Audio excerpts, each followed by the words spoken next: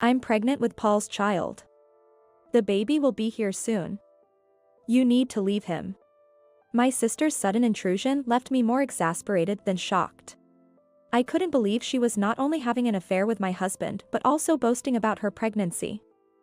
I didn't expect her to be so shameless. It's your fault for not getting pregnant. You brought this on yourself. You're a defective infertile. My sister and Paul sneered at me with contempt. Their closeness only intensified my disgust.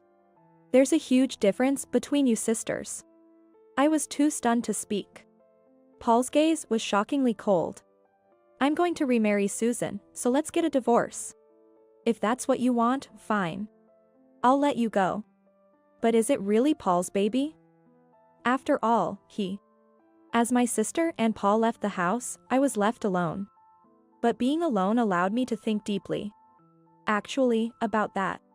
This is getting interesting. Just wait and see. You'll pay for what you did to me. My name is Emily. I married Paul, the VP at our company and the CEO's son, when I was 30. Paul's parents had always treated me kindly since I was just an employee, and it was through their introduction that we got married. My parents also blessed our marriage, and everything seemed to be going well. We continued working at the same place, and everything seemed perfect, right after our wedding. I never imagined I would soon be plunged into misery. At first, Paul was kind, but he changed after we got married. Paul, if you're going to be late, could you at least let me know beforehand? What? Why do I have to let you manage my schedule? I can do whatever I want. But I need to prepare dinner. Shut up. Don't tell me what to do. You're doing all this on your own. Yet, he would get angry when dinner wasn't ready when he wanted it. As I watched Paul's back as he stormed out, yelling, I sighed deeply. Right after our marriage, Paul started spending money recklessly. He delegated his work to subordinates and spent his nights partying. He often stayed out until morning, claiming it was for business. I thought he had settled down after college, but it seems he hasn't changed at all. What do you mean? I went to the same college as him. He was notorious for partying and had multiple girlfriends at the same time. It was so bad that Mr. Smith, the CEO, nearly disowned him. We all thought he had changed when he started working seriously. I realized that being too shocked to speak is a real phenomenon. I could hear my voice trembling as I managed to speak. I had no idea. My colleague nodded emphatically next to me. He was really serious when he joined the company. We all thought he'd learned his lesson. That's probably why Mr. Smith made him VP. I see. Emily, you're well liked in the company. Maybe he got complacent after marrying you, thinking he was guaranteed to inherit the business. Indeed, Paul's reputation worsened noticeably. There were even calls to fire him and promote the current senior manager. That jerk insulted me again. He needs to respect my position. At home, Paul constantly complained about Mike, the senior manager. As my direct supervisor, I felt quite awkward.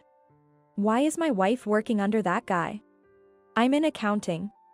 Even though I was trembling from his yelling, I still tried to argue back, which he clearly didn't like. Paul slammed his fist against the wall, making a loud noise. Shut up. Don't talk back. Get him fired. You work with him every day, you can figure something out. That's impossible, he's a decent person. Don't side with him just because you're my wife. Paul only complained and made no effort to improve. Moreover, he hadn't contributed any money to the household since we got married. I managed all our expenses with my salary. While I could handle it for now, the future worried me. Could you please contribute at least a little to the household? Even just for groceries and utilities? What? Why should I give you my money? You have a job. You can't say that. We're married, aren't we? At least split the living expenses with me. For the first time, I felt like I stood my ground against Paul's anger. I was paying for all the groceries and utilities, and it was truly a financial struggle. Living expenses should be shared, not shouldered by one person. But Paul didn't understand. He probably didn't even try. To him, I was just a pawn for inheriting the company. Did you marry me just for my money? Of course not. It's just hard to maintain the standard of living you want on my income alone. I'm just asking for some cooperation. Shut up. I hate poor people like you. Don't show your face around me for a while. This was going nowhere. Yet, I was hesitant to talk to his parents. They're good people, and I didn't want to worry them or strain our relationship because of Paul. They were as important to me as my own parents. If they confronted Paul, he would likely take it out on me. That would be unbearable. The house we lived in was built by his parents. They paid for it and left the details to us. At that time, Paul was still reasonable, and it was fun to make decisions together, but that seems like a distant memory now. However, out of gratitude to his parents, I'll keep trying a little longer. I renewed my resolve and headed to work. 3 years passed while I endured Paul for the sake of his parents. Paul's behavior only got worse, and he became notorious as a spoiled son. Apparently, he even bragged about not contributing money to the household while out drinking. Because of this, I was seen as weak and unable to manage my husband, or pitted as a woman stuck with a useless man. Even while shopping, I felt like strangers were gossiping about me. Some employees also looked down on me for not being able to control Paul. How can she let her husband do whatever he wants? If it were me, I wouldn't stand it. Maybe she's scared of being told to divorce.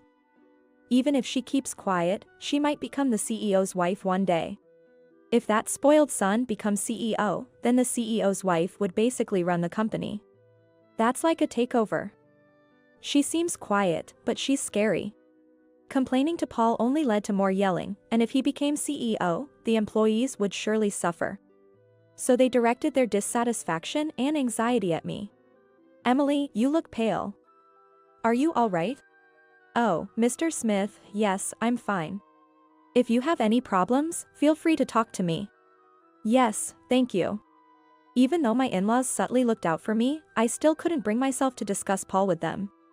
I kept postponing the conversation, thinking I could endure it, but it left me feeling guilty, as if I was hiding something. Unable to express my situation well, I grew distant from them. Our interactions became strained, and it pained me to see their worried expressions, knowing I caused it. They're such good people, yet I'm making them suffer. Still playing the good girl, huh? Does she really want to be the CEO's wife even with such a bad husband? Maybe that spoiled son was right about her being a gold digger. She even had a house built for her. Work had become an increasingly uncomfortable place. I started dreading going to the office. The only saving grace was that my direct supervisor, Mike, treated me with a very neutral attitude. Paul's nemesis, Mike, the senior manager, treated me with a strictly professional demeanor, even though I felt out of place. With the distance growing between me and my in-laws, and becoming the subject of gossip, his calm and business-like attitude was a relief. Emily, could you make copies of these documents? Yes, Mike. Look at her, being nice to both Mike and Paul. Such a people pleaser. She's just trying to cover all bases, in case one of them becomes CEO. Wow, she's so ambitious. I just focus on doing my job. No matter what they say, I'm just working. I'm not doing anything wrong. Even telling myself this repeatedly, my hands still tremble. I heard that my in-laws told Paul, at this rate, we can't let you take over the company. Paul, furious and red-faced, relayed this to me. This is your fault. They wouldn't say this if you had a child by now. I couldn't understand why it had come to this. Paul came home late every night. It wasn't easy to conceive a child under those circumstances. Why is it about that? Your parents just want you to be serious about your work. Are you saying I don't work hard? You're kidding me. I'm busier and contribute more to the company than you. I make a better salary too. You can't understand my job. When Paul got like this, he was uncontrollable. I had to wait for him to vent his anger like a spoiled child. As I braced myself for the storm to pass, Paul continued to shout. It's your fault. You can't have kids. Get fertility treatments or whatever, just produce an heir. But that's... Don't talk back. Once again, Paul started throwing things around like a tantrum-throwing child. So I crouched down and covered my head to avoid getting hit and injured. Okay. I'll get fertility treatments. Will you cooperate? Why should I have to do that when it's your fault? You're the defective one. Don't mock me. I was scared of Paul's rage, but I was also overwhelmed with exhaustion and exasperation.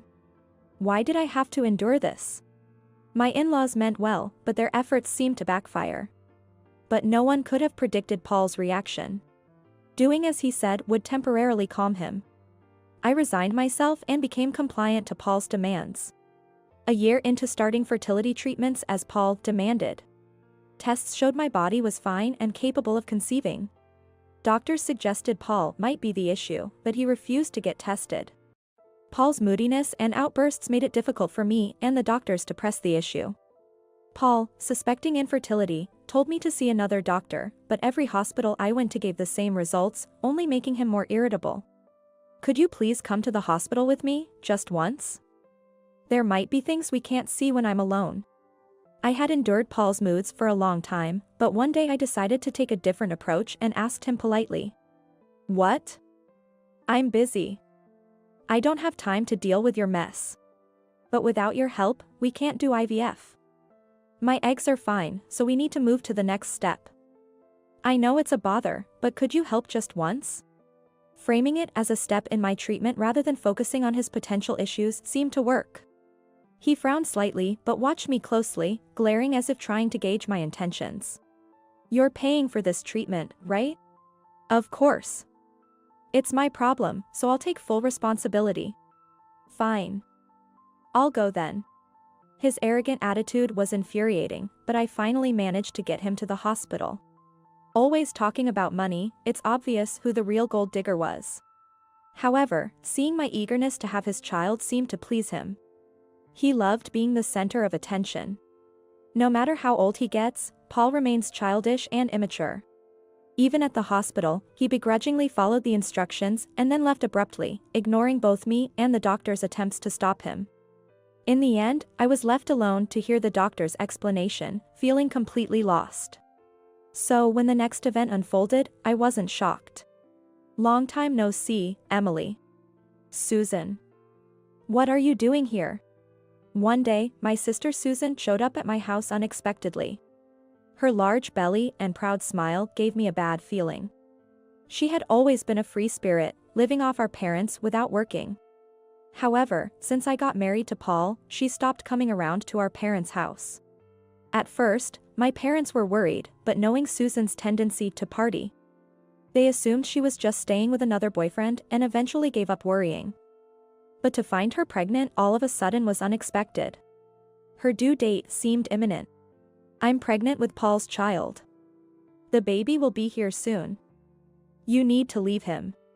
They must have planned this. Paul, uncharacteristically home, held Susan and sneered at me. Susan's right. A woman who can't get pregnant is useless.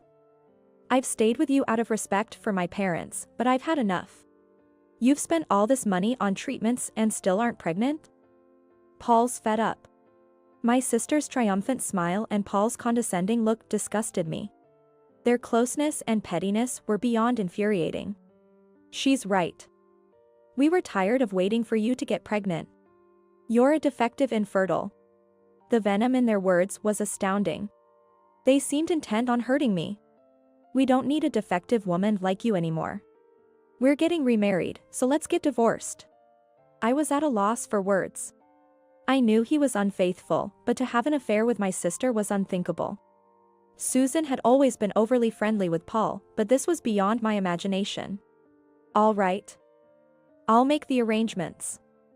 Just give me a little time. Seeing me give in, they looked pleased. What drives them to go to such lengths? I never did anything to harass or hurt them, yet it's shocking to realize they hated me enough to treat me this way. Hurry up. Stress is bad for the baby. If you have any decency, you'll pack your things and leave quickly. Give us your blessing for our new life. Hearing the word decency from Paul was astonishing. Listening to these two lecture me on morals and propriety was the ultimate insult. Actually, could you leave now? You're useless here. Go back to your parents. They always coddled you. So they'll take care of their little failure. Susan's words made my blood boil. My parents always supported my quiet dedication to my studies. But the same goes for my sister. Our parents worried about her and scolded her for staying out late every night. Yet they still cared for her deeply. I never felt that their love was unequal. If anything, I often felt that despite my sister's obvious delinquency and my reputation as a model student, there was so little difference in their treatment of us that I felt less loved in comparison. So, what are these people talking about? Suppressing my urge to shout, I tried to stay calm. It will take time to pack and explain the situation to everyone.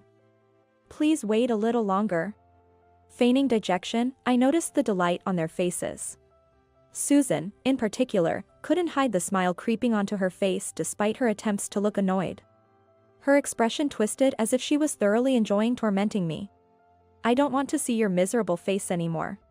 Paul chimed in, following Susan's exaggerated voice. If my Susan and the baby get stressed, it would be terrible. Fine, we'll stay at a hotel tonight. Just get out quickly, all right? They said what they wanted to say and left the house. The house that Paul's parents had bought for us. They must have hoped it would encourage their son to be responsible. And they surely cherished it. My parents also worried about my sister. Both of them disregarded everyone's feelings. I'll get my revenge, definitely. If that's what you want, fine. I'll divorce you. I wanted the divorce anyway, so this was welcome. But I won't let those two be happy. Just you wait. I'll make you see hell. I started preparing. I packed my things and left the house quickly, but I delayed the divorce proceedings with various excuses. In the meantime, I gathered evidence and prepared my case. Susan was very pregnant, so she would likely give birth during my preparations. They had no sense of planning. Unmarried, giving birth would be difficult, but they didn't seem to grasp that. Despite constantly harassing me to hurry up with the divorce, they didn't seem desperate. Truly pathetic people. I don't care if they struggle, but is it really Paul's baby? Because he... Curious, I decided to consult his parents. They had been talking to me about the situation, so it was a good opportunity.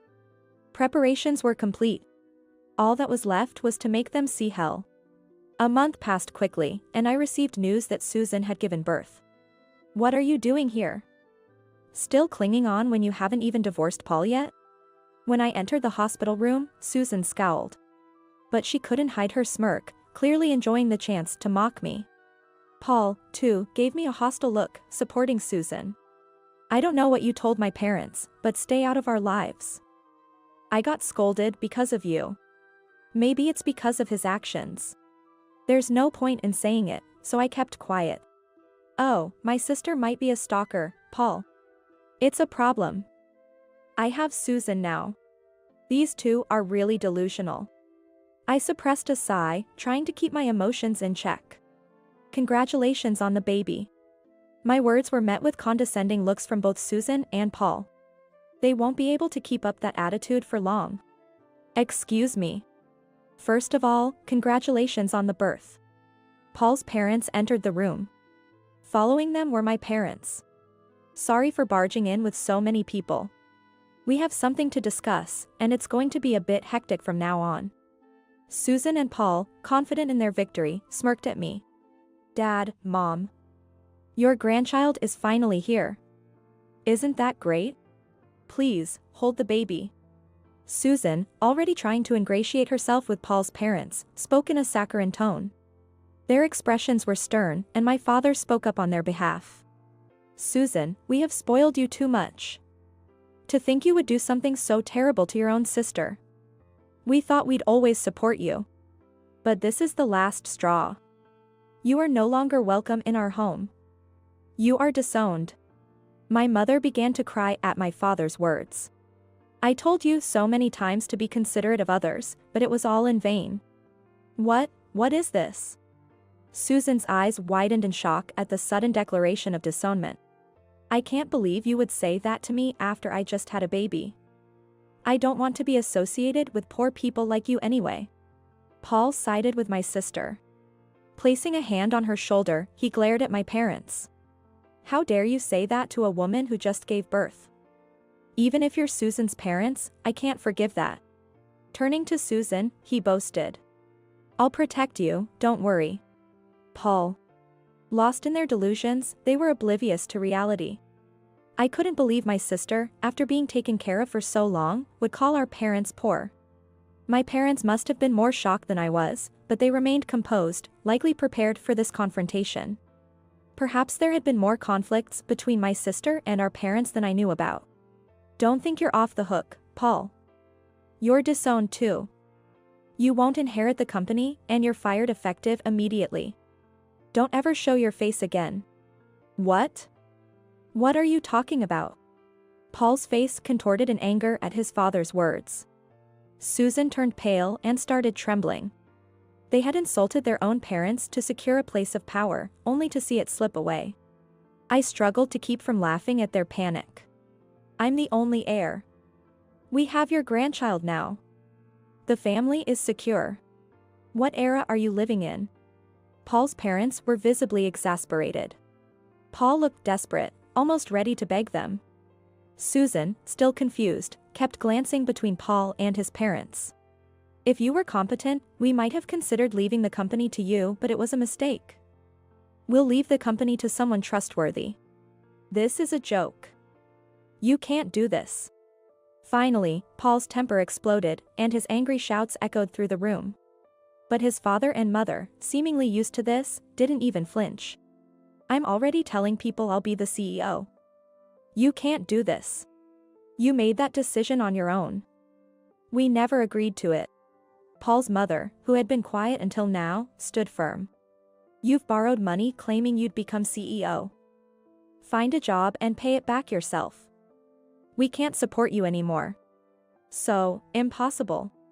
Given Paul's extravagant lifestyle, it wasn't surprising he had debts. Even though he earned a good salary as VP, his love for luxury and women likely far exceeded his income. I had heard he secretly bought cars and apartments, so who knows how much debt he had. Finally, Susan seemed to grasp the situation and glared at Paul, abandoning her previously sycophantic attitude.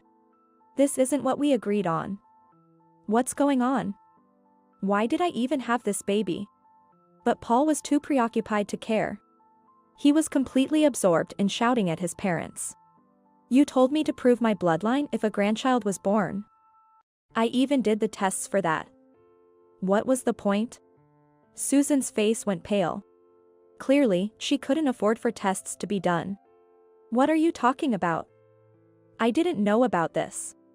Susan's shrill voice caused Paul to frown. He glared at her, annoyed, as if she were an inconvenience. Their previous camaraderie seemed to vanish. It's obviously my kid, so there's no problem. Why are you freaking out? Just stay quiet. Actually, about that.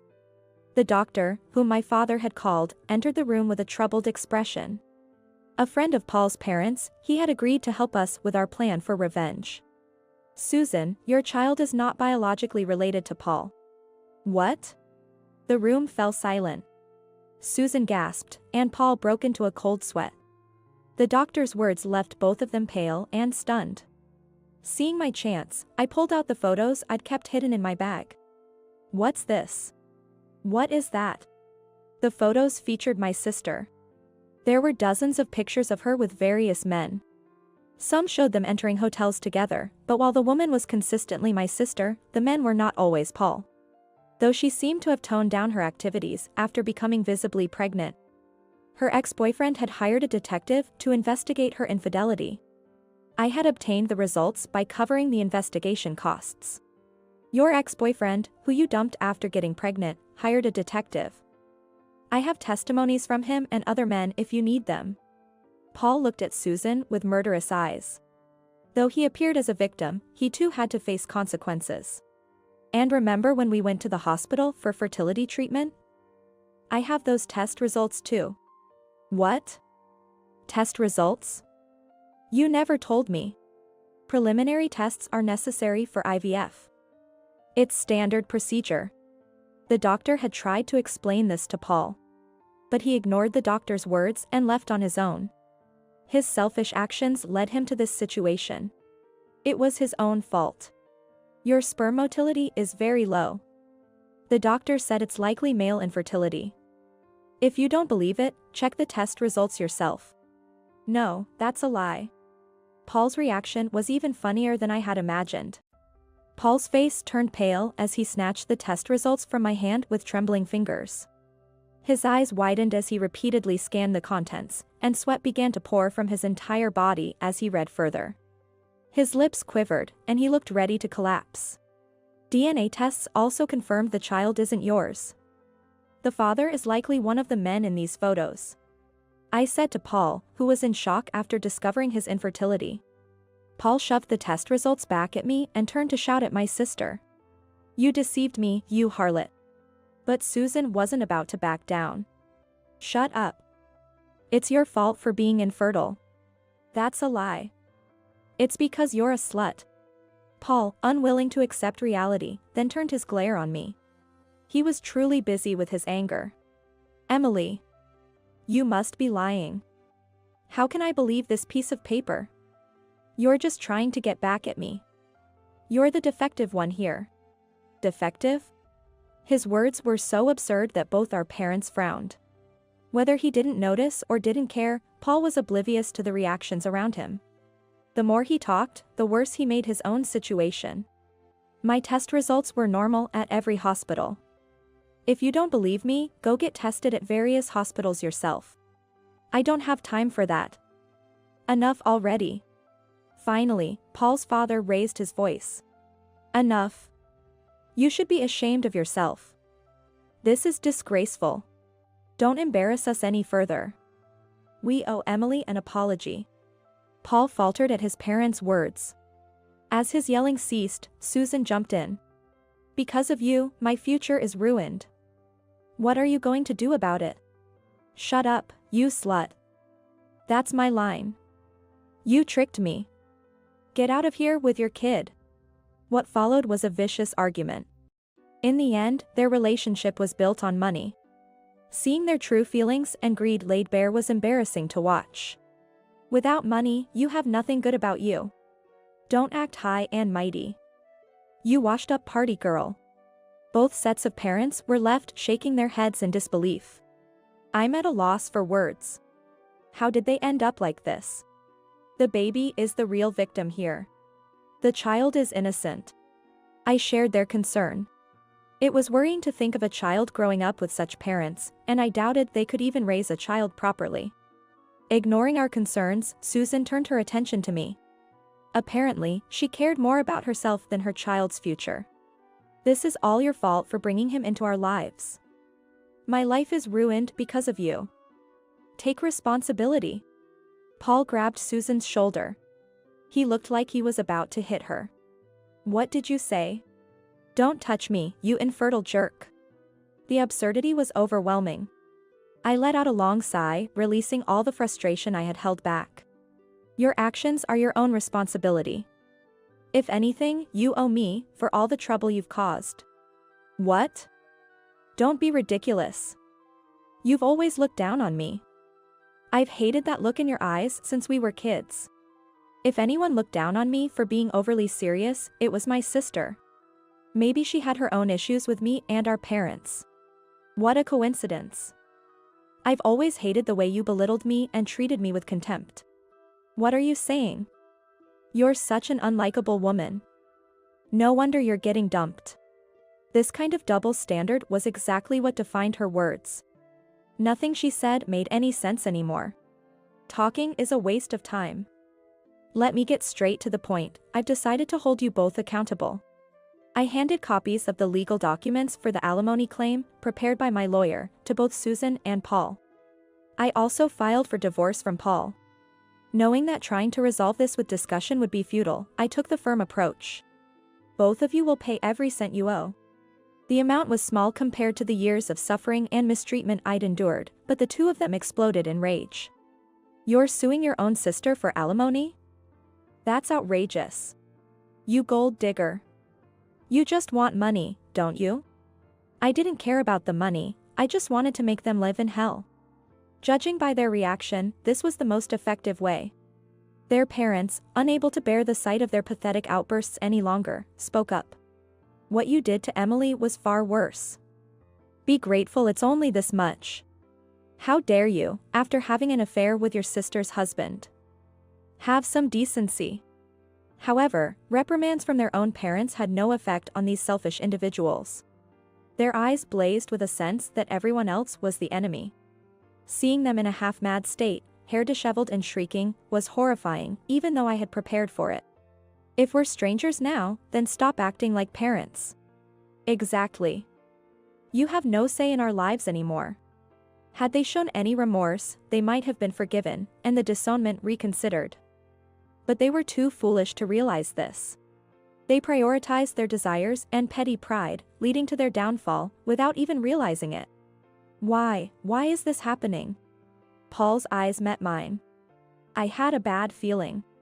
But Paul was quicker than I was. Paul glared at me with a murderous look and lunged at me. Emily, this is all your fault. Ah! I screamed instinctively. But the blow I expected never came. Mike. You're here too? Mike, who had been outside, restrained Paul. Looking down at Paul, who was now gritting his teeth in frustration, Paul's father spoke with sadness. Mike will take over the company. You can work to pay Emily her alimony. The person Paul despised most was Mike. He had always feared his position being threatened. Now that fear had become reality, and he finally lost his mental balance. Like a tantrum-throwing child, he began to thrash and scream wildly. But Mike, holding him down, remained unshaken. We knew he was difficult, but this is beyond belief. Are you all right? Please, take him away. Shortly after, security guards arrived. They took over from Mike and began escorting Paul out of the hospital. Only then did Paul realize his predicament. Paul broke free from the security guards and clung to my leg. The sight of his tear-filled, pitiful expression was deeply repulsive. I was wrong, please don't leave me. Don't you have any pride? Mike voiced my thoughts. He pulled Paul off me and protectively put an arm around my shoulders. Paul seemed to realize the full extent of his situation. You bastards. Don't think you can just laugh this off. As he was dragged away, I hoped I would never have to see him again. I could only pray the court proceedings would go smoothly. Susan, left in the hospital room, paled at the sight of Mike's arm around my shoulders. You've been seeing another man, haven't you? You're mistaken. She hasn't done anything dishonest. I'm the one pursuing her. Hearing this made me blush. I lowered my head to hide my reddened face, feeling embarrassed. My parents, Paul's parents, and Mike all looked at me with warmth and support. Later, both Paul and Susan were disowned and burdened with debts and alimony payments. Paul intended to marry Susan, but she left him, uninterested in a man without money. She even abandoned her child, leaving him at the hospital. My parents took in the baby and named her Ashley. She was a beautiful little girl. We had planned to take her in, so it wasn't an issue. But witnessing my sister abandon her own child at the hospital left me astonished at how terrible a person she truly was. Clearly, she wasn't fit to raise a child. While my parents primarily cared for Ashley, I also helped out since I had moved back after my divorce. I continued working for Paul's parents' company, maintaining a good relationship with them. They, too, treated Ashley as their grandchild. With everyone's love, she grew up well. Susan, to pay my alimony, worked in a nightclub but soon became infatuated with a young man and disappeared before completing the payments.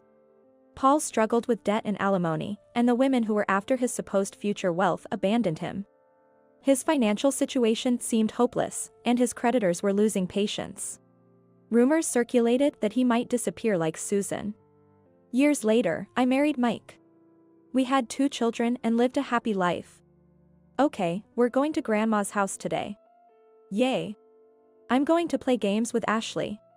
Just don't be too demanding with your sister, okay? My relationship with Ashley was wonderful, and my children adored her. Emily, watch your step.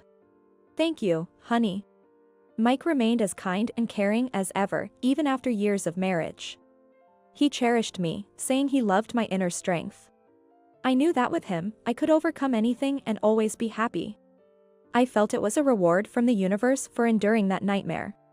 I love you. I love you too. I had finally found my happiness.